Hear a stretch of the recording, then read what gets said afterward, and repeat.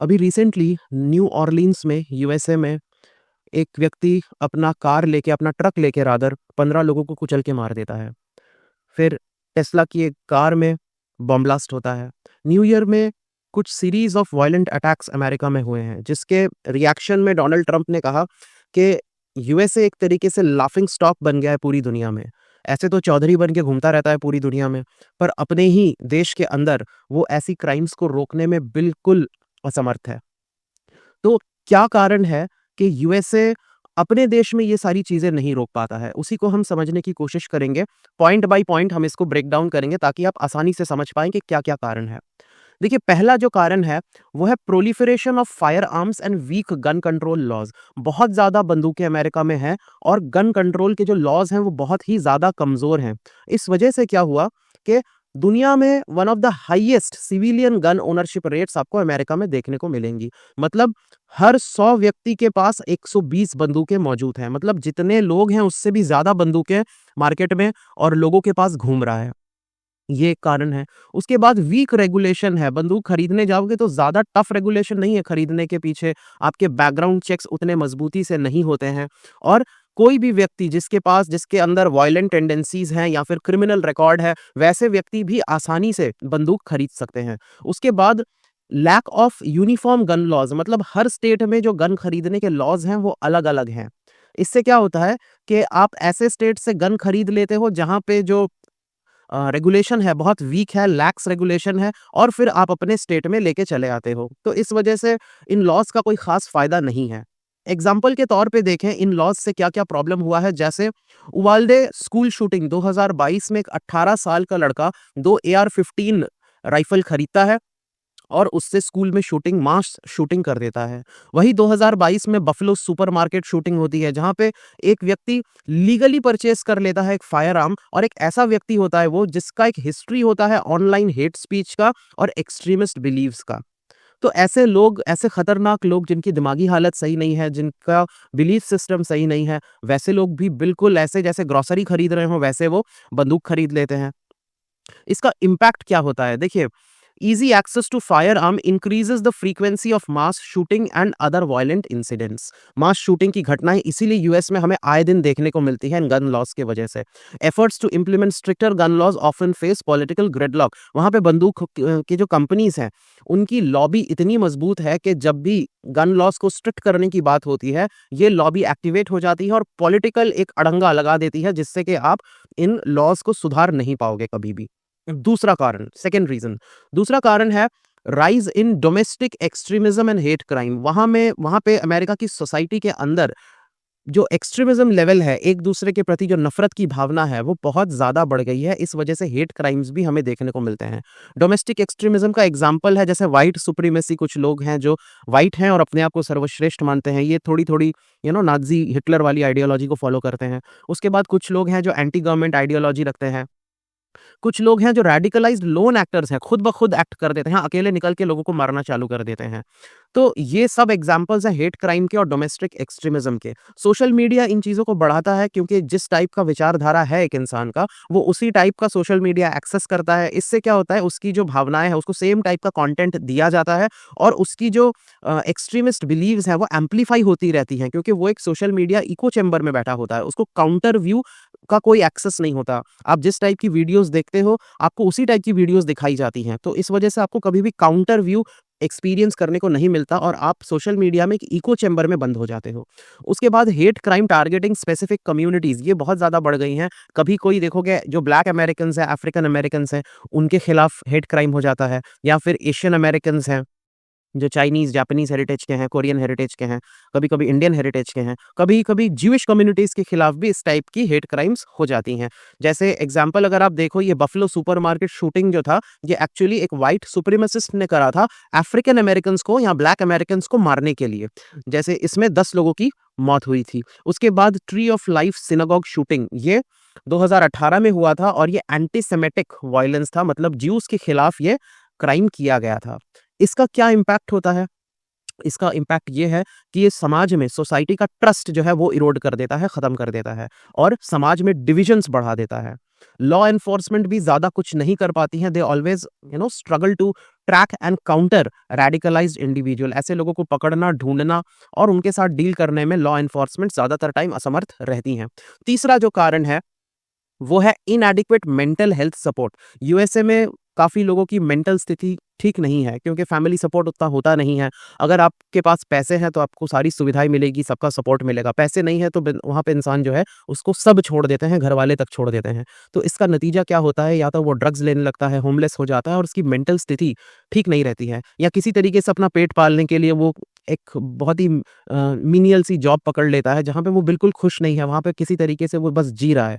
तो धीरे-धीरे उसकी मेंटल हालत इतनी खराब होती रहती है कि एक दिन उठता है वो कोई एक्सट्रीमिस्ट काम कर डालता है। तो मेंटल हेल्थ इश्यू यूएस में अक्सर हम देखते हैं अनट्रीटेड चला जाता है। लिमिटेड एक्सेस है अफोर्डेबल हेल्थ केयर को लेकर, इंश्योरेंस हेल्थ केयर का खर्चा बहुत ज़्यादा है, ऐसे लोगों के पास हेल्थ इंश्योरेंस भी प्रॉपर नहीं होते हैं। उसके बाद स्टिग्मा, हेल्थ मेंटल हेल्थ को लेके स्टिग्मा इंडिया में भी है, वहाँ पे भी हमें देखने को मिलता है। और इनएडिक्वेट रिसोर्सेज हैं, उतनी रिसोर्सेज भी नहीं है कि हर होमलेस, हर ड्रग एडिक्ट, हर अगल-पागल को पकड़ के ये मेंटल हेल्थ उसका सही करने को लग जाएँ। तो इस वजह से हम देखते हैं कि मास शूटर्स जो होते हैं, वो ज़्यादातर ये मेंटल प्रॉब्लम से ग्रस्त होते हैं। एंड वो पहले दिखाते हैं अपने वायलेंट क्राइम करने से पहले दे show the signs of severe mental health struggles. उसके बावजूद इसके खिलाफ कोई काम नहीं होता है। वो सिग्नल्स देते हैं कि वो इस टाइप का कुछ करने वाले हैं, फिर भी इसका कोई उपाय नहीं है।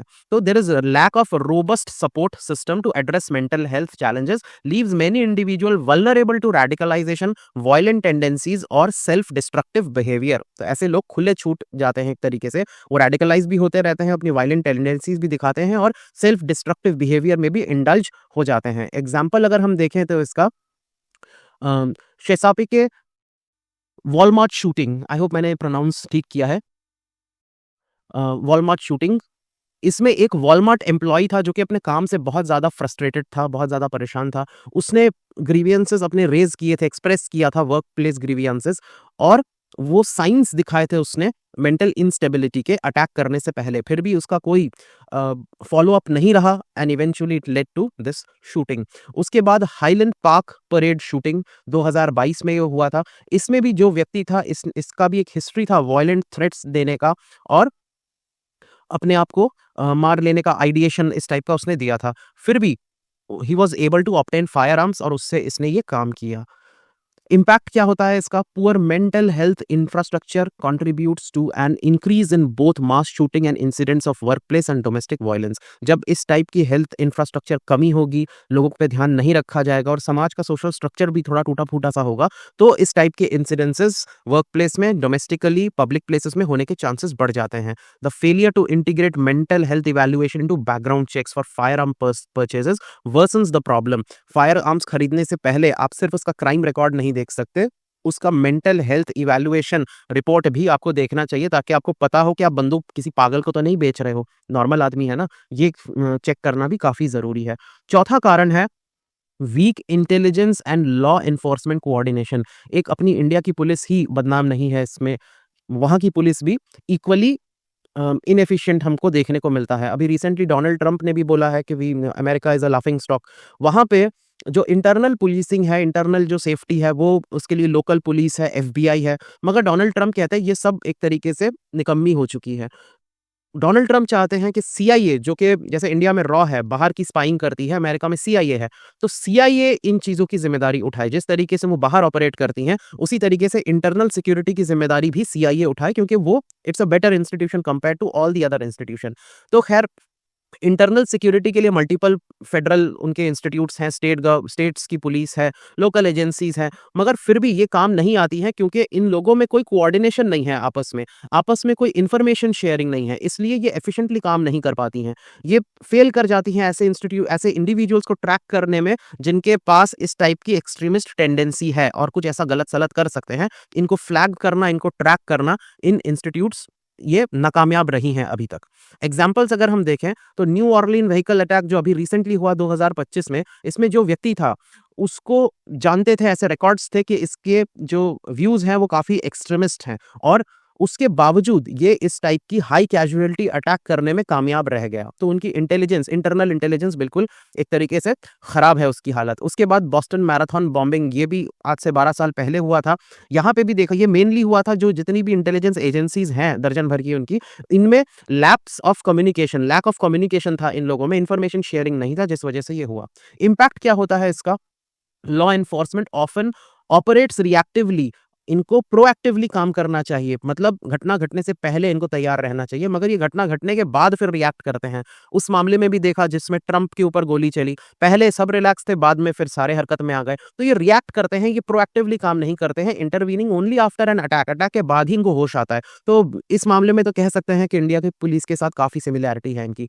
उसके बाद जो रिसोर्सेज होती हैं इनके पास, वो रिसोर्सेज भी मिसमैनेज करते हैं। इनको प्रायोरिटाइज करना नहीं आता है कि एक थ्रेट को डील करने के लिए कहाँ-कहाँ पे रिसोर्सेज हमें एलोकेट करनी चाहिए, कहाँ पे मोबिलाइज करनी चाहिए। तो इस वजह से इनका जो ज़्यादातर रिसोर्स है वो पॉलिटिकल केसेस में ज़्यादा खर्च हो जाते हैं और पब्लिक सेफ्टी में बहुत कम खर्च होता है। इसलिए इनकी इंटरनल सिक्योरिटी इस तरीके से बर्बाद हो रखी है।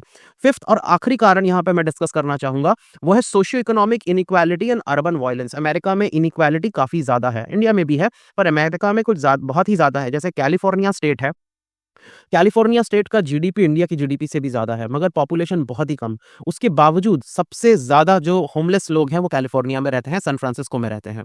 तो इसका हम कुछ नहीं कर सकते। दुनिया के सबसे अमीर लोग, हॉलीवुड के हीरोज़, एक्टर्स, वो सब भी आपको वहाँ पे दिख जाएँगे हॉलीवुड में, कैलिफोर्निया स्टेट के अंदर रहते हुए। और वहीं पे आपको अमेरिका के सबसे ज़्यादा गरीब और सबसे ज़्यादा क्रिमिनल माइंडेड लोग भी आपको दिख जाएँगे। वहाँ पे सैन फ्रांसिस्को में एक एरिया है, उसको लिटिल साइगॉन बोलते हैं। उसमें 3 जगहें हैं, टेंडरलॉइन, लार्किन और हाइड स्ट्रीट, जहाँ पे सबसे ज़्यादा होमलेसनेस है और सबसे ज़्यादा क्रिमिनल एक्टिविटीज़ होती रहती हैं, ड्रग्स का काम होता रहता है। तो सोशियो इकोनॉमिक डिस्पैरिटीज़ जो है समाज में, ये इतनी प्रॉब्लम्स क्रिएट करती हैं। समाज में पॉवर्टी है, गरीबी है, अनएम्प्लॉयमेंट है, एजुकेशन की अपॉर्च्युनिटीज़ पूरी नहीं है, स्पेशली इन सब पॉकेट्स में, जिस वजह से हमें ऐसे एनवायरनमेंट देखने को मिलता है। अर्बन एरिया, शहरों की बात करें तो वहाँ पे गैंग वायलेंस हमें देखने को मिलता है अमेरिका में, ड्रग ट्रैफिकिंग का इशू देखने को मिलता है अमेरिका में, और लिमिटेड कम्युनिटी एंगेजमेंट है। जो कम्युनिटी समाज एक तरीके से जो उठ के एक साथ जो एक सोशल नेटवर्क बना के चलता है, वैसी कुछ हमें देखने को नहीं मिलती है, and these are underserved area. इस वजह से भी यहाँ पे क्राइम्स काफ़ी ज़्यादा हैं। अगर आप एग्जाम्पल देखें तो सैक्रामेंटो गैंग शूटिंग 2022 में हुआ था। यहाँ पे ये गैंग रिलेटेड लड़ाई हुई थी, जैसे मुंबई अंडरवर्ल्ड में पहले होता था, उस टाइप की गैंग रिलेटेड शूटिंग्स हुई थी, जिससे 6 लोग मारे गए और 12 लोग जो हैं वो इंजर हुए। उसके बाद शिकागो का गन वायलेंस फेमस है, क्योंकि शिकागो पूरे यूएस में सबसे ज़्यादा होमिसाइड रेट्स हैं, मतलब गन से मारे गए लोगों का संख्या सबसे ज़्यादा होता है शिकागो में।